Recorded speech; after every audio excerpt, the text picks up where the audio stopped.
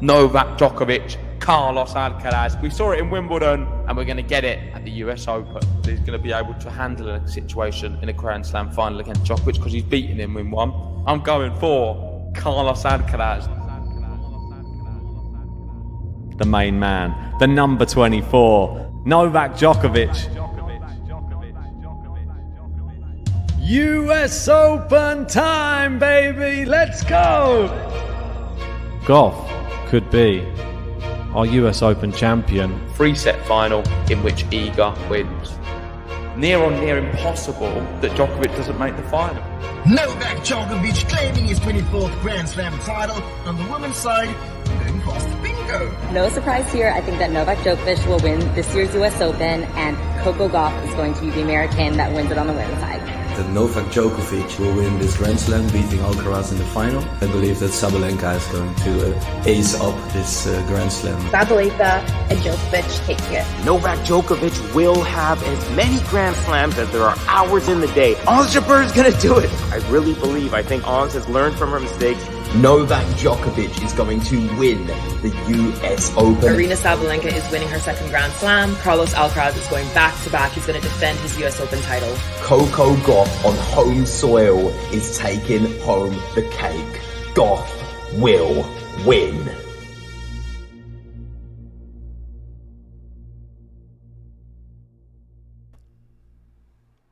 Hey, welcome back, tennis fans. Day 6 in the books and round 3 in the books as well. We only have one Brit remaining, Jack Draper, flying the flag for the UK now. And we've had some, well, for me, the best tennis that I've seen this US Open. Zverev, Dimitrov. If you didn't get a chance to watch that match, go back and watch the first 2 sets. The level was out of this world. Just a shame that Dimmy couldn't keep it up for the full entire, 5-set match. But we've had some good stuff on the women's as well. Jess Pegula making her way through. Kim Min-zheng, Madison Keys looking good as well. JG, there's a few highlights we're going to be going through in this episode. Yeah, plenty to discuss today. I'm going to start off by saying I agree with you on the quality aspect. I think the quality of tennis has gone up a notch. It feels like the second week has already begun before it has. And I am really excited to see what is to come in the round of 16, because now we know the draws for the men and the women. Everyone's played. Everyone's at that stage. And my analysis of it is the women seems extremely balanced. You've got the top half and the bottom half, which for me looks pretty... There's not much separating them. You can make a case that either's stronger. On the men's, though, it's not the case. And the top 8 players in the top half are a lot better than the bottom half 8 players. But on the bottom half, you've got Djokovic. And in the intro, I said I find it very difficult to see a final here without Novak Djokovic. And it just looks even more likely because on his side, he's got Gojo, Fritz, Stricker, Paul, Shelton, Hijikata, and TFO. I just find that so much more easier than the top half of Alcaraz, Analdi, Zverev, Sinner, Medvedev, de Minaur, Draper, and Rublev. Let's see what happens, of course, because matches aren't won on paper, but on paper, Djokovic looking very likely to still make that final. And let's see how he gets on today against Borna Gojo. Yeah, somebody who will throw some new things at him. Obviously, he's not played him before, so that will be its own challenge in itself when he has to adjust to a new player. Gojo obviously not dropping a set for this whole tournament, so he's in good form. But Djokovic, I feel that it may take him a set to work out what the game plan is from Borna. And then I think that we'll see him go through in a maximum of 4 sets. But I still think Djokovic should be able to get it done in straights. Let's get to the first match that I want to discuss today. And that is... One of the matches of the tournament in terms of quality. Outstanding. It was brilliant. Yeah. I mean, we were covering Ons Jabeur last night. And no disrespect to Jabeur, Bauskova, I still feel like Jabeur carrying a lot of weight, like Peter Zaremba said in our live chat last night. She's carrying sort of the weight of a continent on her shoulders. I think the word he used was heavyweight, like a Tyson Fury. Yeah, exactly right. Yeah, carrying Tyson Fury on your shoulders. That's what it's like. She's obviously got the pressure of a whole continent on her shoulders.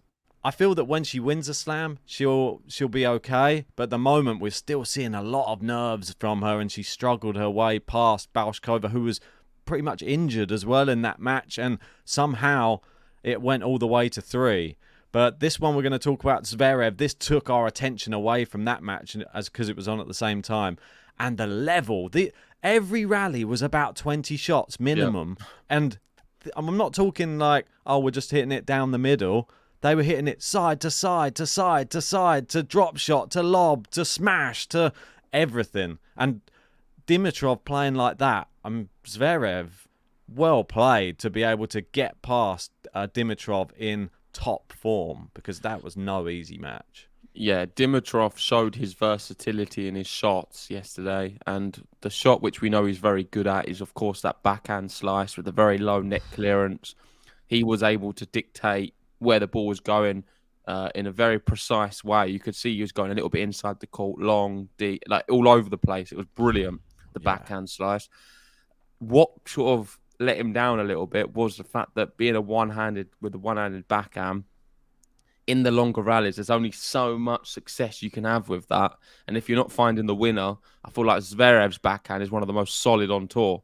You could argue one of the best, up there with Djokovic. So it really it really helped him out having that solid backhand compared to Dimitrov's at time. But the slice was incredible. The first 2 sets, there was nothing separating them. We've got Jose saying it was an amazing first 2 sets. It really was. And Dimitrov, against a lot of other opposition, would have won that match. So he can find himself quite unlucky, really, with that draw, because if he was on the bottom half of the draw and he played like that, you'd think he'd get all the way to Djokovic.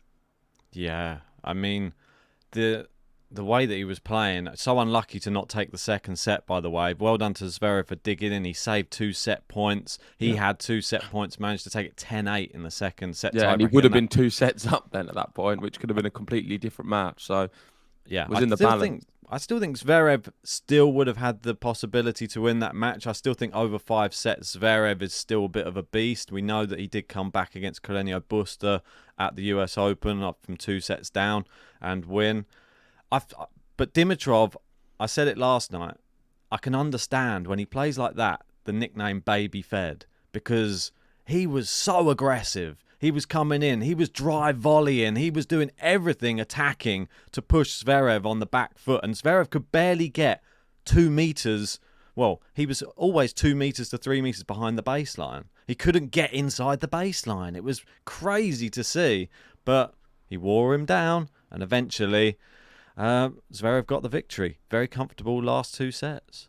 So. Yeah, and yet again, Zverev talking about Djokovic after the match and Nadal, saying sometimes it's about who's mentally tougher.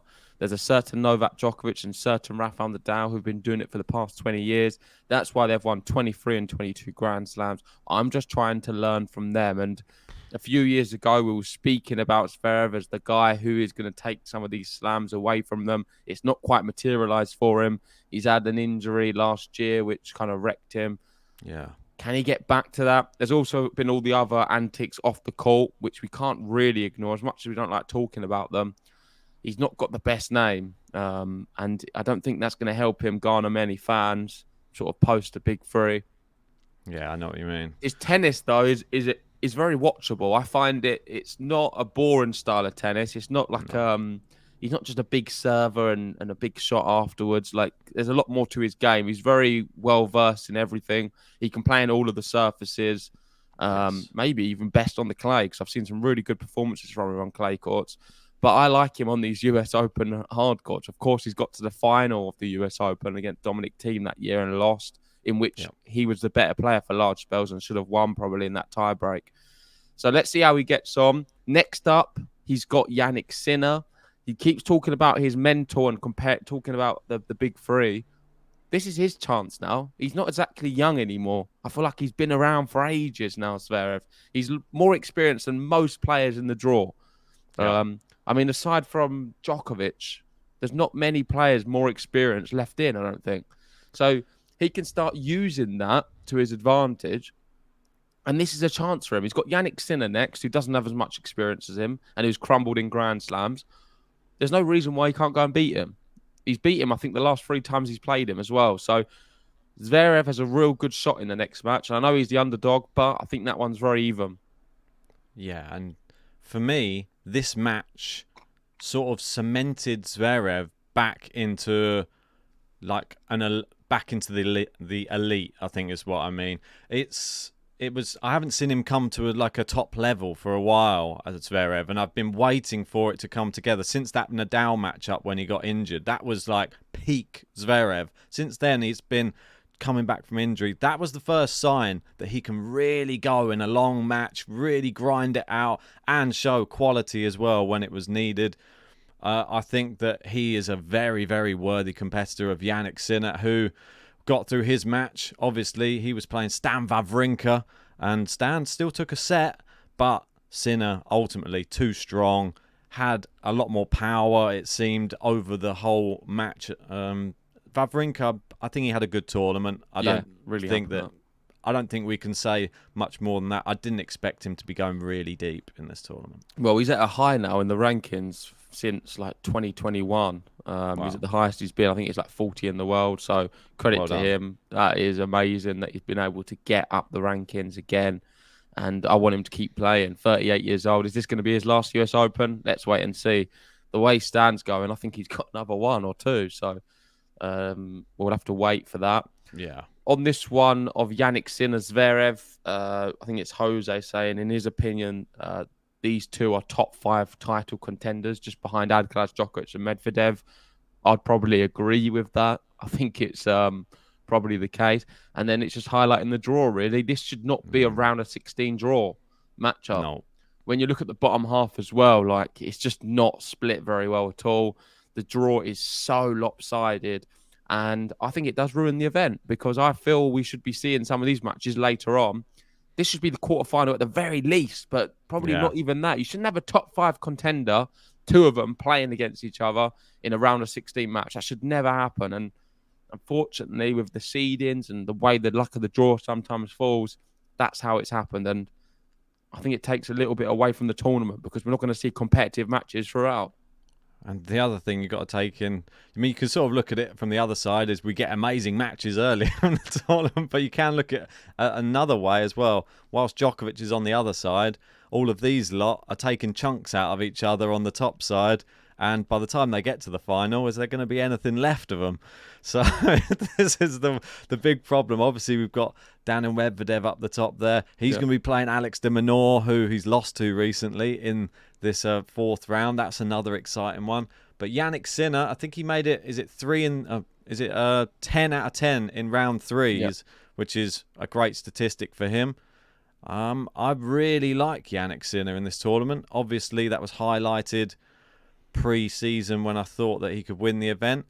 It's a tall order. Did you have him winning this tournament? Yeah, at the start of the year. Yeah, I did. Can you remember who I had? Because I know who it is. Zverev. I think. That's right. I had Sasha Zverev before a ball was hit last year in 2022 when we was doing the predictions. I went with Zverev to win the US Open, and some people gasped on the stream. They thought I was crazy.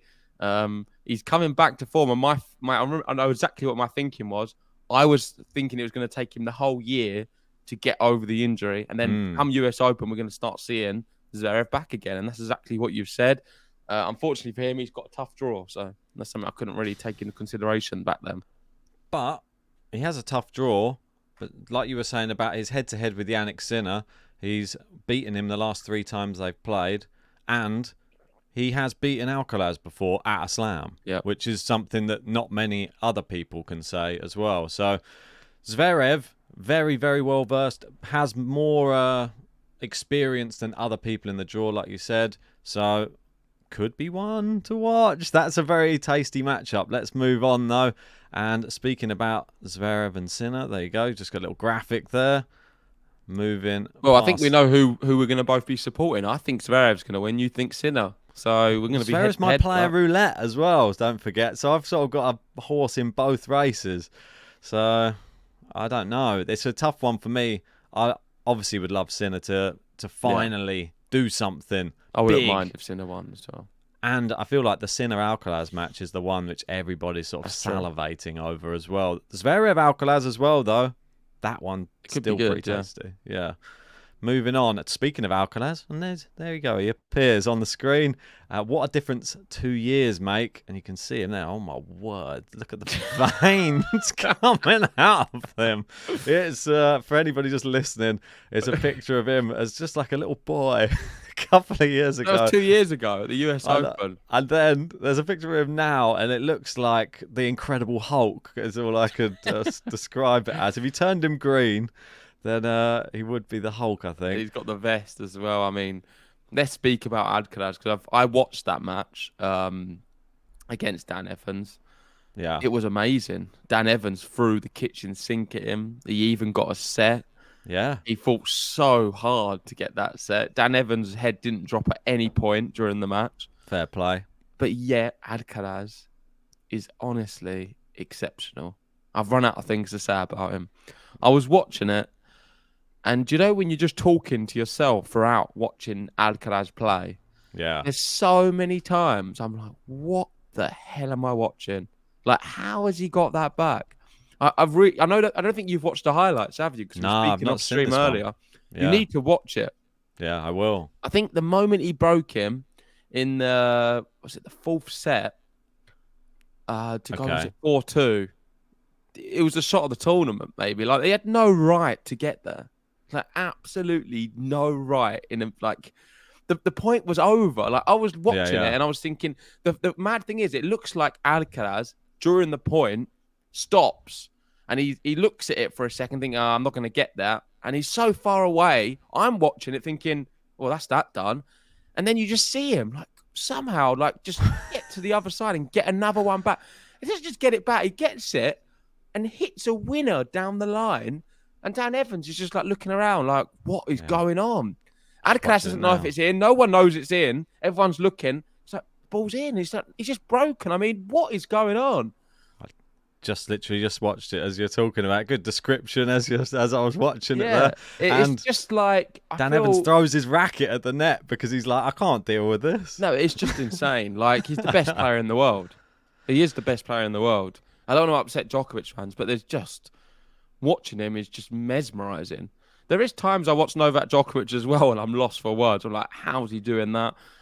For me, what impresses me the most with Novak Djokovic is his physicality and the fact that he can go for so many hours at the highest of levels. With Alcaraz, that's not what impresses me the most. It's more the fact that he gets balls who just looks done. I don't think you see Djokovic maybe do that so much now.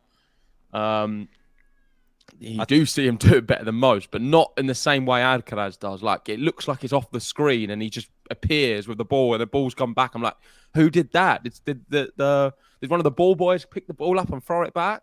Well, the one thing that I think that's different watching Djokovic and Alcaraz in their recovery and their retrieval and their movement around the court, you'll see when Alcaraz, obviously he's a lot younger, and this is probably what plays into this, when he dashes for the ball at the net and he can't get there, and he's literally giving 110% to get to that ball, sliding, and he doesn't get there. Whenever the camera pans to him, he's always like laughing or smiling that he's like, oh, you got me on that one, like, I'm gonna get you back on the net. He's always got a smile on his face on the court, and I love that about him.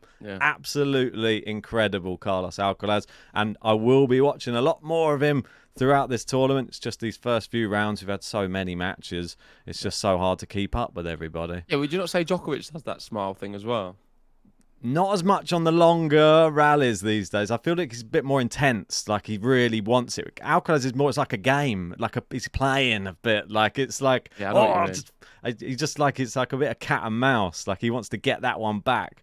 And I feel that he rarely applauds, but when he applauds, you know that you've earned it from Alcaraz as well. So fair play. And he had admiration for Djokovic, as everybody does, as he says here. 36-year-old doing the same things he did when he was 20.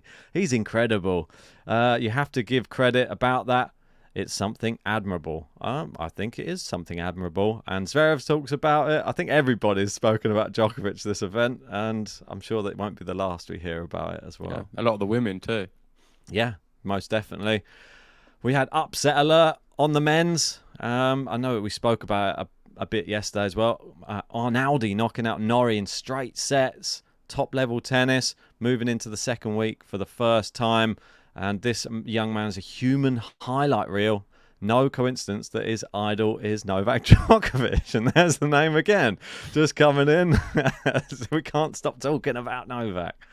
There he is, Arnaldi, Italian. Come on, take it away, JG. It's great, and the Italian fans are really enjoying his performance. I didn't see it coming at all. I really thought Norrie was going to beat him. But what it highlights is the fact that there's so many good young Italian players coming through at the moment. So I think that country is in a really good place with tennis, just like the Czech Republic. The UK a little bit behind. All we've got, it seems, is Jack Draper at the moment.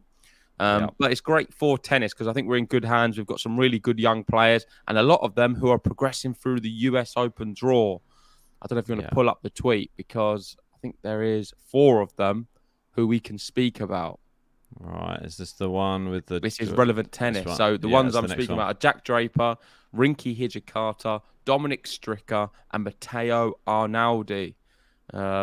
And yeah, these young ATP players are all moving into the second week of a major for the first time in their career.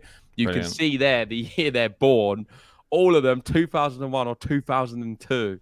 Yeah. It doesn't feel right that there's someone who can compete on the main stage who was born after 2000. And some people listed maybe thinking, oh, JG, you're young. You must be around that. I'm still in the 90s. Imagine what it feels like for me. It just feels obscene that there's these players. In 2000s, Ben. It seems like they're millennials, aren't they? But I think that this is excellently highlighted. US Open is where we're going to get some of these names like grow. And we've seen it with Alcaraz winning his first slam there. We've seen it with, obviously, Raducanu won one there. People make a big name at the US Open. Maybe one of these makes the big name this year. Is that possible, JG? Do we get a first-time winner at the US Open in 2023? No. It's going to be one of the big players for sure. I'm just having a look at the live rankings because it's quite fascinating to see where some of these players are moving up. We've got Alex de Minaur actually at a new career high of 11. Same with Tommy Paul. He's knocking on the door of the top 10 in 12th. Any others? Jarry's at 21, a new career high. I was trying to find some of these young players to see where they're sort of falling at the moment. I guess it's hard to say because there's a lot more points. And here we go. Arthur Fields, new career high, 44. Arnaldi's cracked the top 50. He's 47. But, I mean, if he wins another match, he's going to go even higher. But I think his next one's quite tough, right? Are you saying Arnaldi? Yeah, we can go to the next round of 16 matches here. And it is Carlos Alcaraz. It is one of the toughest that you could possibly get. He's going to need all of the winners that he can hit. He hit 37 against Norrie. Can he hit a few more against Carlos Alcaraz? He's going to need Marazan levels of winners against Alcaraz to beat him, I feel. I don't know if it's possible. The occasion may get to him. Yeah, Hijikata now cracked the top 100. He's 81 in the world. And Borna Gojo, 76. It's a new career high for him as well. So that's brilliant. Pretty insane. Who out of... I'm going to pose this question to you. We've got Alcaraz Arnaldi. We've got Draper Rublev. Hijikata TFO. Out of those 3, who do you reckon has the best chance of going through to the next round? On paper, it's Hijikata, but I think it's Draper. Yeah, I know what you mean. Hijikata's form coming in is pretty crazy. It's not just that. I think TFO can wobble at any moment. He's probably the weakest of the 3.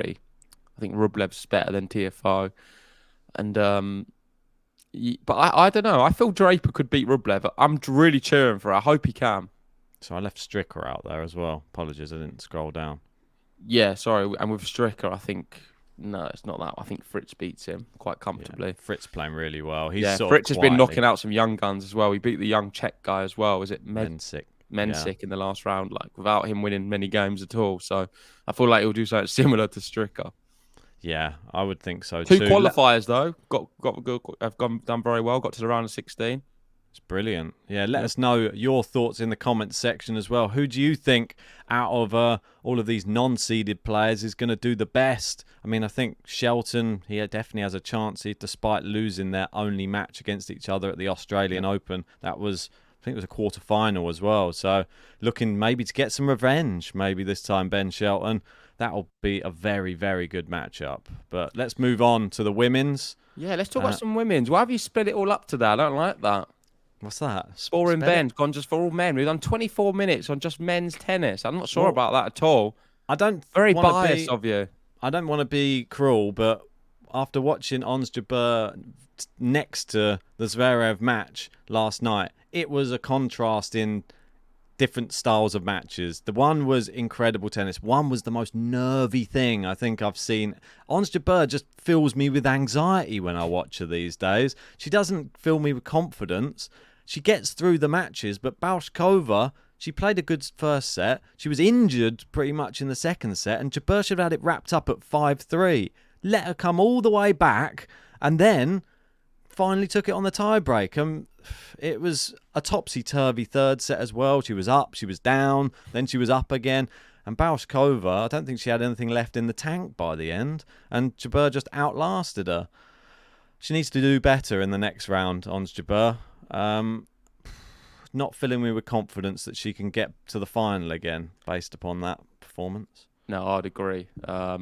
Wasn't amazing, but someone who was amazing and who I really want to talk about on the women's, because I think they've been a real highlight this tournament, is Vondrausova.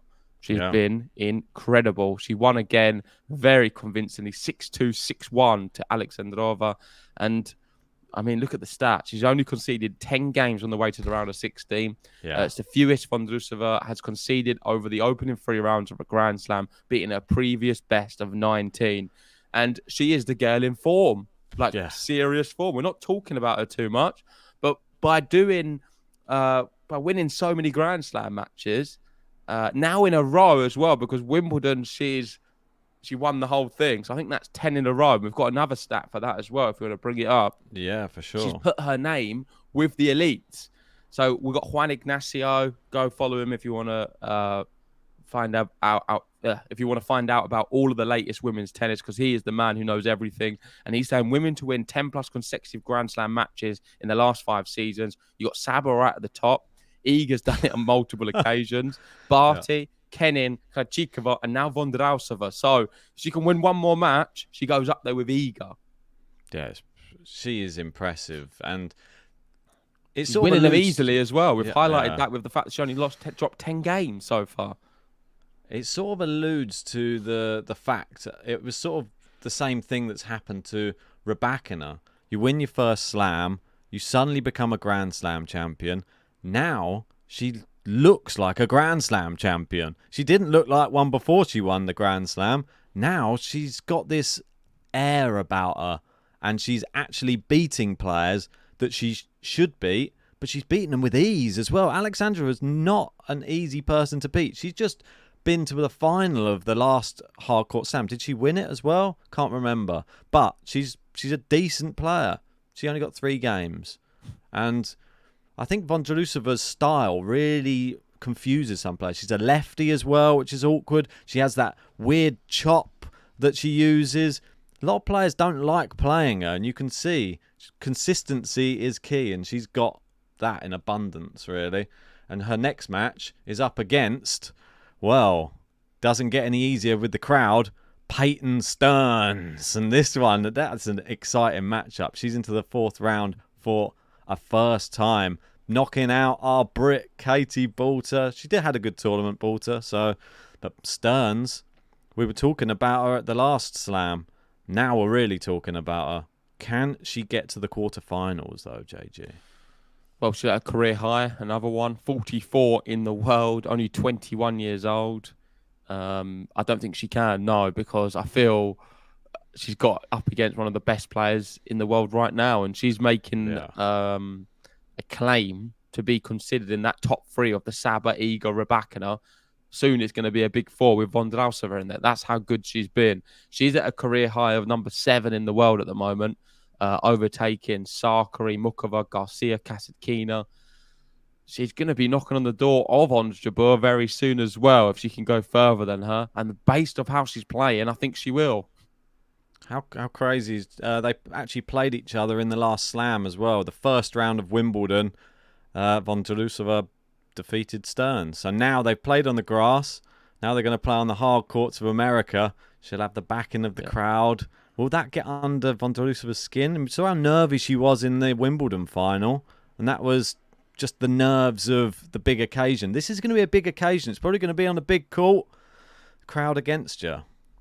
Could be tough. Mate, I just only see one winner. I'm sorry. I think it's going to be convincing. I don't think it's going to be 3 sets. I think Vondrousova beating her very easily. And Games? that's going to be 11. I think it will be a 3 and a 3 or 3 and a 2. Okay.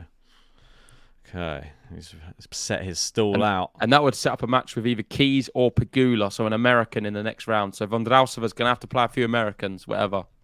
Yeah, I feel that is always going to be the case over there at the US Open. And let's just have a quick look. What other statistics have we got on this one? No, we've had that one already. Some of the other matches that we've got in the 4th round for the women's. It's even. The top half or the bottom better. half. I'm not sure which one's better. So that's how I feel like it should be. You compare this to the men's, and it's just completely different. I feel it's about 95% stacked on the top half and then 5% on the bottom. This one feels very 50-50. At the top, we've got Igor Ostapenko, then the winner playing Wozniacki and Goff. Then the other quarter's got Steya Bencic, which is going to be a great match. Me and Ben will be watching that one today through our hands, I'm sure, because we both want Steya to win. And then Mukova Wang, who's doing incredibly well at a career high, moving through the rankings and impressing a lot of people. Mukova been one of the standout players up there with Vondrousova. I think Mukova and Vondrousova are the same players, but on other sides of the draw, which I like. Both being Czech, both being that sort of wild card, exciting prospect who could knock out anyone. And then you've got Keys and Pegula. That's like on the other side, you've got the Coco Gauff. Maybe the bottom, they've two. We've got 2 good Americans. You've got the one big one in Coco Gauff, arguably the best out of the 3. So it weighs up and evens out there. And at the bottom, Jabeur, Zheng, Kasatkina, Sabalenka. If I'm being totally honest, that quarter probably the most one-sided in the fact that I don't see a way that Sabalenka doesn't get out of there. However, Jabeur just beat Sabalenka at Wimbledon. So you never know. It does make it interesting, but I feel Sabalenka maybe has got a better draw than even Iga. I mean, Sabalenka, we've not even really had to speak about her too much. She's been cruising through. She took it 1-on-1 against Burrell. Yeah, I mean, so easy. Too easy. I mean, the next round is when it starts to get tougher for her. Kasatkina, a very solid player. Not the most power, but she can keep a rally going. Problem. And I worry for Sabalenka if she allows it to go to 3. That's all I'd say, because Kasatkina has been playing really well over 3 sets. The 3rd set is where her gas tank really takes over. And Saba, we know what she's like when she gets to the 3rd set. Maybe not quite as convincing.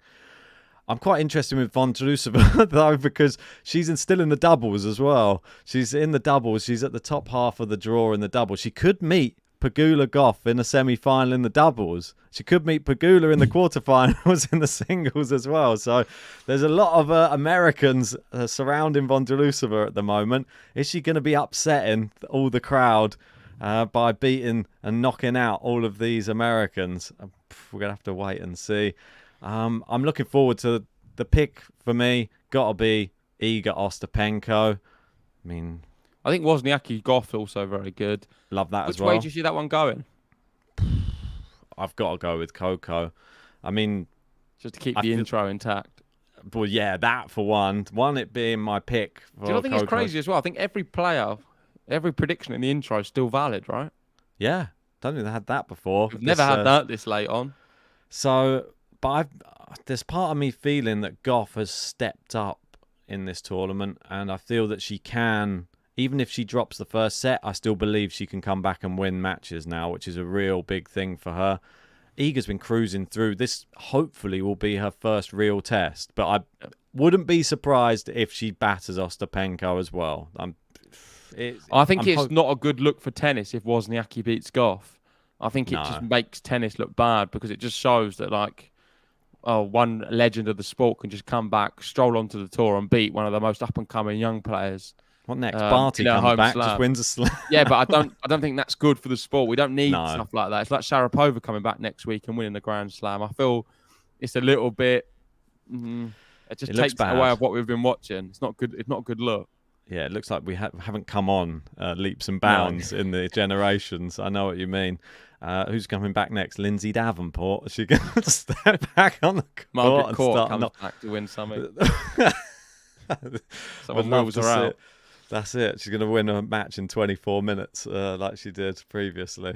Right. Well, that's it. That's the roundup of day 6. Let us know your thoughts in the comments section below.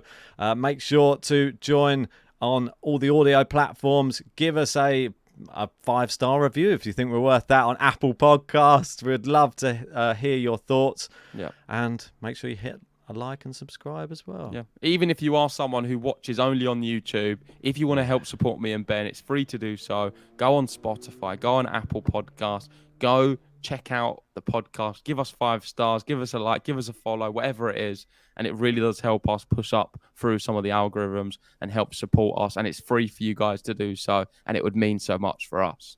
But anyway, let's wrap it up. Thank you for watching. Like and subscribe. We'll see you tomorrow for day 7 action. And we'll hopefully be available to cover some matches today. We've got some big ones. We've got Djokovic playing against Borna Gojo. A bit of the yo-yo, who's not yo-yoing at the moment because all he's doing is winning. He's up constantly at the moment, Borna Gojo.